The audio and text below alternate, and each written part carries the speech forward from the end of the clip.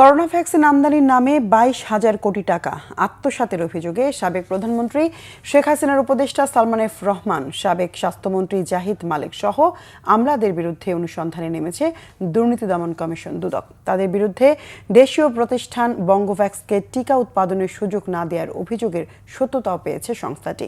দীর্ঘ 5 বছর পর এসব বিষয়ে অনুসন্ধানে নেমেছে দুদক। রিপোর্ট ফররুখ বাবুর। করোনার ভয়াল থাবায় যখন মৃত্যু ভয়ে মানুষ, তখন রোগটির প্রতিষেধক নিয়ে লুটপাটের বাণিজ্যে মেতে ওঠার অভিযোগ ওঠে আওয়ামী লীগ সরকারের দায়িত্বশীলদের বিরুদ্ধে।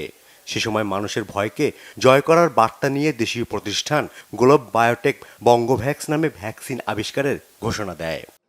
কিন্তু আলোর মুখ দেখেনি দেশীয় প্রতিষ্ঠানটির এই উদ্যোগ, যার নেপথ্যে নাম আসে সালমান এফ রহমান ও সাবেক স্বাস্থ্যমন্ত্রী জাহিদ মালিকের। গ্লোব বায়োটেককে ভ্যাকসিন বানাতে হলে বেক্সিমকো ফার্মাকে পার্টনার করার প্রেসার দেওয়া হয়। এ কারণেই থেমে যায় দেশীয় প্রতিষ্ঠানটির ভ্যাকসিন তৈরির উদ্যোগ। অসাধু সিন্ডিকেটের শক্তির বলয়েই প্রায় 400 কোটি টাকা ব্যয়ের পরও আটকে যায় বঙ্গভ্যাক্স। অন্যদিকে ভ্যাকসিন আমদানির মাধ্যমে 22,000 কোটি টাকা লোপাট করে সালমান এফ রহমানের সিন্ডিকেট।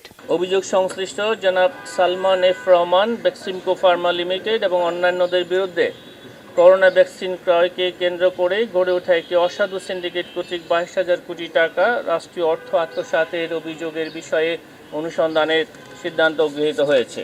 এদিকে সাবেক প্রধানমন্ত্রী শেখ হাসিনা ও তার বোন শেখ রেহানা সহ তাদের পরিবারের লুকায়িত সম্পদের সন্ধানে গাজীপুর সহ দেশের কয়েকটি জেলায় চিঠি পাঠিয়েছে দুদক। ফররুখ বাবু, বাংলা ভিশন, ঢাকা।